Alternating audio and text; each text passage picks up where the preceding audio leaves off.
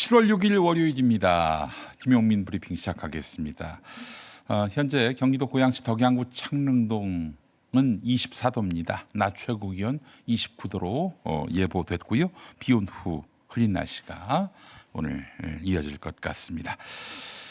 더불어민주당이 오늘부터 시작하는 7월 임시국회를 단독으로 열기로 하면서 원구성 협상에 불만을 품고 국회를 보이콧 중인 국민의힘이 더 크게 반발하는 형국입니다. 잘못된 응원 구호로 물의를 빚은 배재고 야구부가 오늘 광주 제1고를 찾아가 직접 사과합니다. 자, 진심 어린 사과이기를 바랍니다.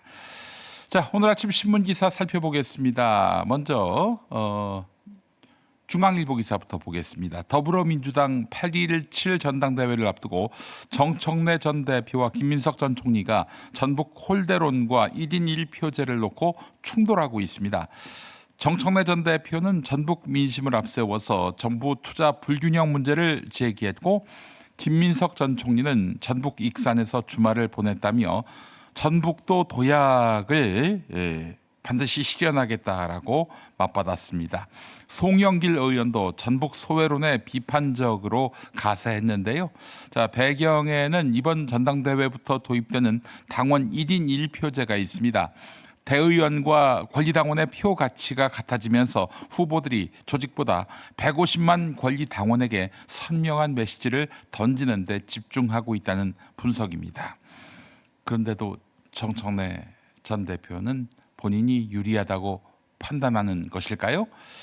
다음 소식입니다. 진보 진영의 유력 스피커들을 향한 진보 기득권 비판이 커지고 있습니다. 경향신문 기사인데, 유시민 전 보건복지부 장관, 김어준 씨, 조국 전 대표, 양정철 전 원장 등은 한때 진보의 의제를 이끌던 인물들이었지만 이제는 시민 눈에 이미 집권 경험을 가진 주류 세력으로 보인다는 분석입니다. 특히 2030 세대에게는 부동산, 청년 실업, 자산 불평등보다 검찰개혁, 언론개혁에 매몰된 이들에게 거리감을 느낀다는 지적인데요.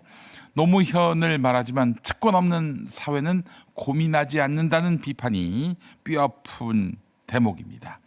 경향신문은 이들 진보 빅스피커들이 자신들의 비호감도가 왜 높아졌는지, 그리고 2030 세대가 왜 등을 돌렸는지 스스로 돌아봐야 한다고 강조했습니다.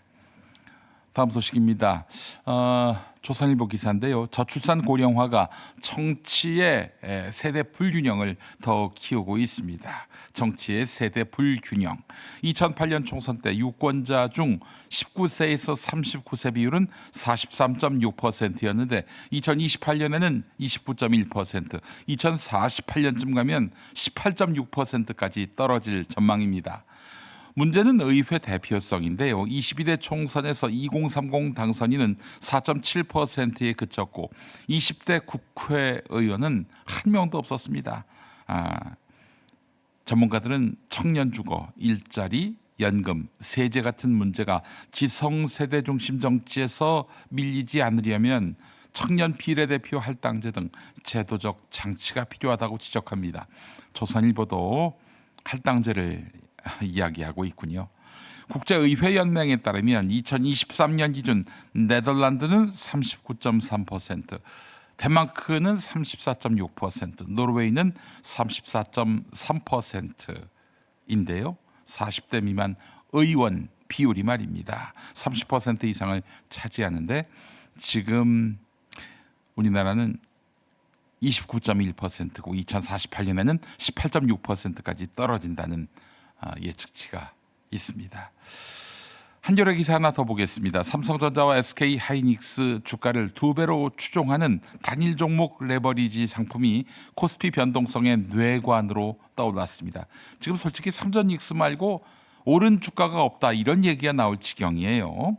자, 이런 상황에서 지난 5월 말 출시 이후 관련 상품 14개 종류 거래 대금만 269조 원을 넘어섰고 전체 ETF 거래 대금의 38.7%가 레버리지 상품에 몰렸습니다. 문제는 주가가 오르면 더 사고 내리면 더 파는 리밸런싱 구조가 시장의 출렁임을 키운다는 점입니다. 실제 코스피 사이드카 발동도 급증했는데요. 서학개미를 국내 증시로 돌리겠다는 정책 효과도 뚜렷하지 않은 가운데 금융당국과 정치권은 투자자 교육, 예탁금 상향, 신규 상장 제한 등을 검토하고 있는데 이게 대책이 될 수 있을까요? 여러분 생각은 어떠십니까? 자, 오늘 아침 신문 기사까지 살펴봤습니다. TV 뉴스 리뷰 함께 하시고요. 네, 잠시 후에 정민철 커뮤니케이터와 함께 하겠습니다.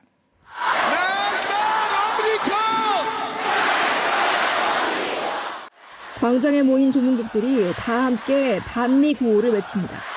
군중 속엔 트럼프를 죽이자는 손팻말이 등장했고 연단에선 끊임없이 복수를 외칩니다.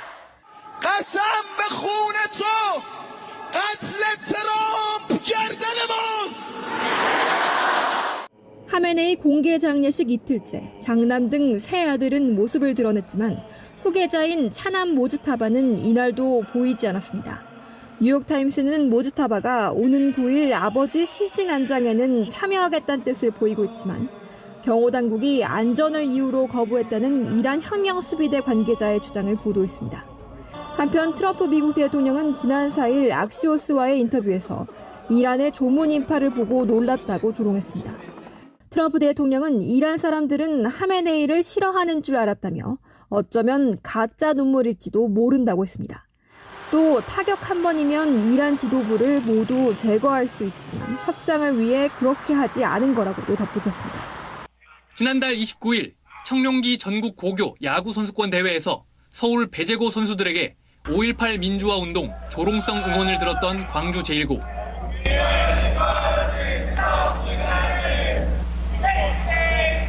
팀 차원의 경기 방해와 질서문란 행위를 한 배제고에 6개월 전국대회 출전 정지, 중징계가 내려진 지 사흘 만인 그제 한 온라인 커뮤니티에 광주 제1고에 폭발물을 설치했다는 익명글이 올라왔습니다.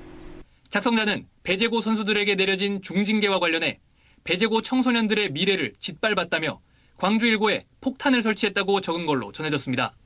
협박글이 게시되자 교직원 등 20여 명은 즉시 학교 밖으로 대피했고 이달 초 공식 사과 의사를 밝힌 서울 배제고 야구부는 오늘 오후 선수 36명 모두와 학부모, 교직원 등 80여 명이 광주 제1고를 직접 찾아 사과한 뒤 국립 5.18 민주묘지를 참배할 예정입니다. 반도체와 AI를 전략산업으로 육성하자는 3대 메가프로젝트 공개 후 열린 고위당정협의회. 정부가 미래대응 기금 신설을 발표했습니다. 대한민국의 미래를 좌우할 절체절명의 시기에 반도체 호황 등으로 발생한 추가 세수를 허투루 써서는 안 될 것입니다. 대한민국의 미래에 과감한 투자를 하고자 반도체 추가 세수 활용 방안을 고민하던 정부가 기금을 신설해 3대 메가프로젝트를 위한 재원에 활용하기로 한 겁니다. 신설되는 기금은 메가프로젝트뿐 아니라 미래 성장 동력 창출, K자형 양극화 대응, 청년의 주거, 창업, 일자리 지원 등 미래 세대를 위한 분야에도 투자될 전망입니다. 추가 세수를 효율적으로 활용해 미래 세대를 위한 안정적인 투자 재원을 조성하는 데도 만전을 기해 주시기 바랍니다.